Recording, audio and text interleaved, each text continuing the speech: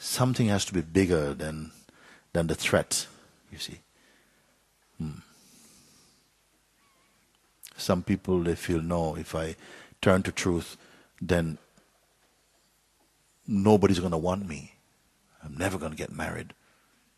Who marries a saint or a monk or something like this? And just a minute. Postpone. You see? Something inside is bigger than that.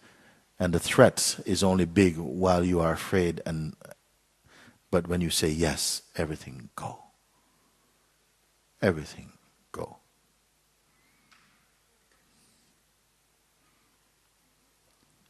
I used to teach in college, an art teacher in college, a local college. And I used to invite some of my students, come back to the house and paint. But then the life was changing very powerfully. And at a certain point, I felt, I don't want this anymore. All these students, doesn't feel right anymore. They come, they drink beer, they're painting and laughing, making a lot of noise, and it doesn't feel right anymore. I don't want this anymore. I remember the day exactly in the park where it came so clear, and praying, Lord, I don't want this anymore. You see, I know that this has to stop. And please just give me the strength to tell them, each one, there was like about 9 of them, to say, look guys, please, right now it's just not working out for you to, and this is a big thing for me, because it would be like turning them down, and there was lots of things like this. But in that moment, the choice was, yes, okay, just show me how, give me the strength to speak with them. You see, yes, okay. And you know what happened? From this day, nobody came to my house. These are my students. None came. I never went to one of them and say, look, start with the easy one. It's not working out. I never said anything at all. It just did not happen. And until this day, I never asked, why you don't come anymore? I just left it.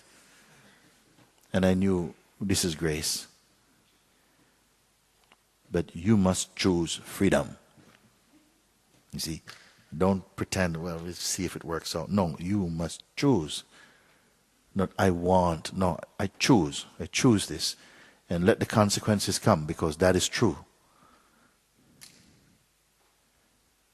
That is faith, that is trust. And walk with that.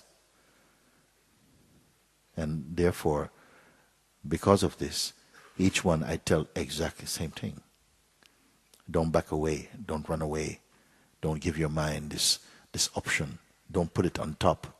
Don't respect it. It's not your friend. Not yet, it's not your friend. It's not your guru. Don't listen to him. So I know these things, how they come. It can manifest like this, these powerful feelings inside the body, but still, even in the most powerful pulsations, the power and the presence of that inner one can stay unshakable, you see. So my attitude to this, don't go to the doctor. You don't have to go to the doctor. You want to go, go. But I would not advise you, go to the doctor and say, you know what, let it take the body. Tell him, take the body then. But can you take me? Can you take what I am? Can you take what does not belong to you? Take it if it belongs to you. This is walking through the valley of the shadow of death. Not the valley of death. The valley of the shadows of death. This is what. So, my answer is simple. Don't be afraid. Or feel fear, but say yes anyway. You want life to be served on a platter for you, We want so much, want everything, but offer so little of ourselves. No, you must be bold, must be strong. And the greatest strength is to say yes to the true.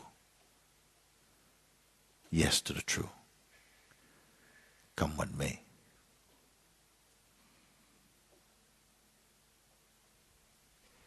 Perhaps this is why somehow your meditation did not complete, because some other things inside was fighting against that.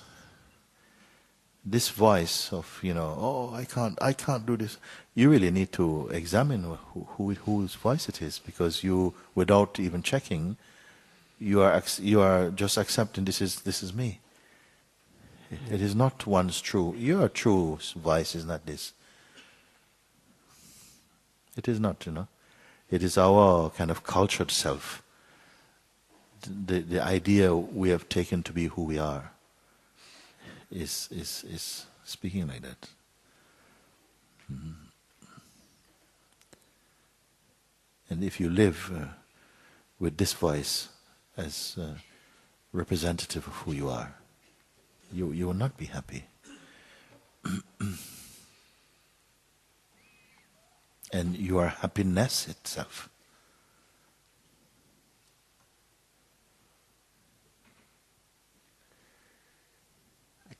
I can feel it, but the pain and the pressure in my body push me away from this state of acceptance. And I don't know why, and it really pushed me away, because I had experience where I didn't feel anything, and I was feeling so light and really peace. Something, say the pain inside pushes something, some fear comes, and the feeling, oh no, I can't go, and all of this. But I really have to ask you in all seriousness, are you not, is there not a space in which this pain and the apparent, the intimate feeling of self, with all its reactions and so on, is seeable, is seen or not? And it feels like a powerful effect, and then it calms down and it changes, and the change is seen. The presence of a kind of suffering me and the absence of the suffering me. Are they not sensations in consciousness which is equal? If I cannot convey this to you, I have nothing really to convey it to you, because the rest is too ridiculous. If I cannot get this across to you, that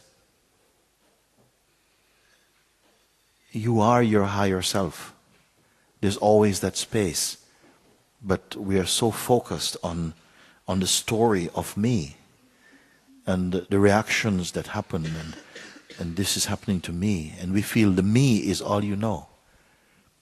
But the me is also known, it's also seen.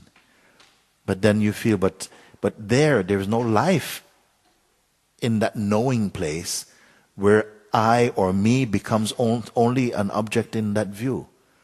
But that's only another assumption. You have not tested that water. You maybe imagine that when the you is seen to be not real in quite that way, it's only a costume, a mask worn by the Absolute. And if that is seen, it's like end of life, end of. No more fun, as though mind is the seat of fun. No more fun, no more joy. It's just, I'm going to be sitting on a shelf like a Buddha, and what's the fun? This is all your mind. It's all mind. I am not that mind. Therefore, I come to share with you this, the infinite space that you are, which can include the small self, but just superficially, playfully. But now, this small idea of self is like your life.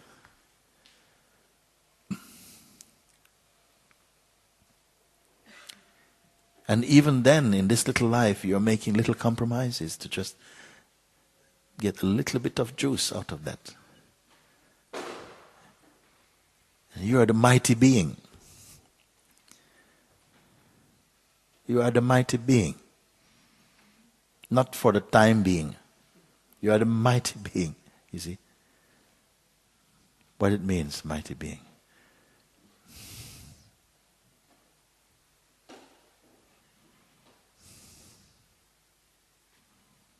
You all know it.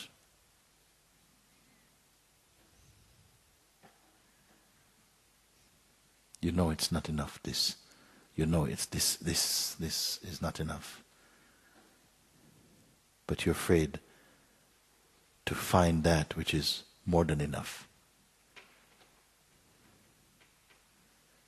Which is no distance from you, except the distance of a thought or some concepts which you momentarily treasure and give value to, like that. And it's not a blame, but it's a mighty invitation to say, take a step.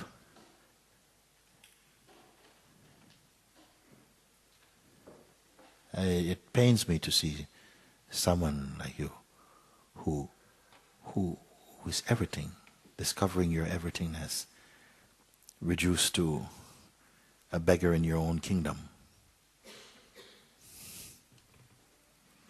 And it's not about riches. You are wealth. You are the wealth. You are the wealth.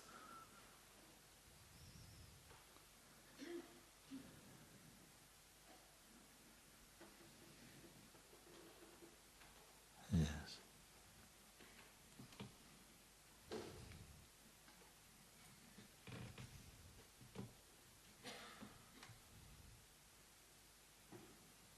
There are many beings, even now, who are willing to die for what they believe. And you're not even really going to die. You're going to live. And you're afraid even to die the stupid death, to live the timeless being.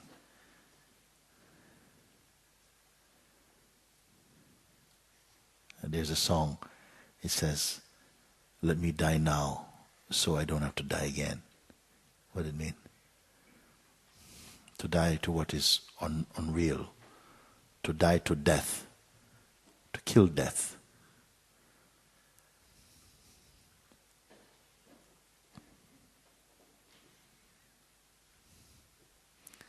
I can only encourage you, because I know the power is in you to do all the things that we speak. And it's not a big thing. It's big in its effect and its impact.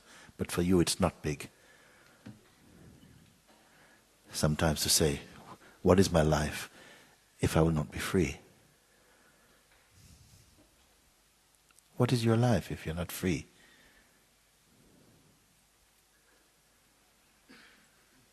Each day we go out into the world, so to speak, with this label, I'm a person. That's the label. That's your vibration. So therefore, you're saying to the world, I'm a person. Treat me like a person. Okay? And we're all doing this.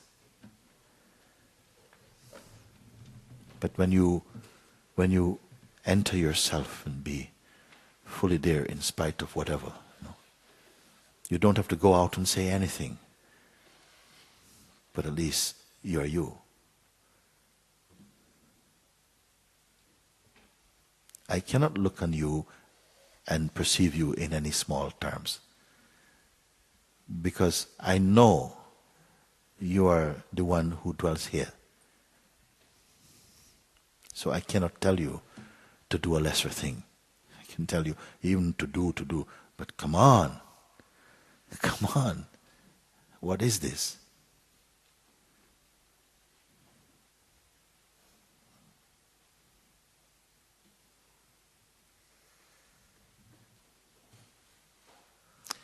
I love you too much to treat you as a person.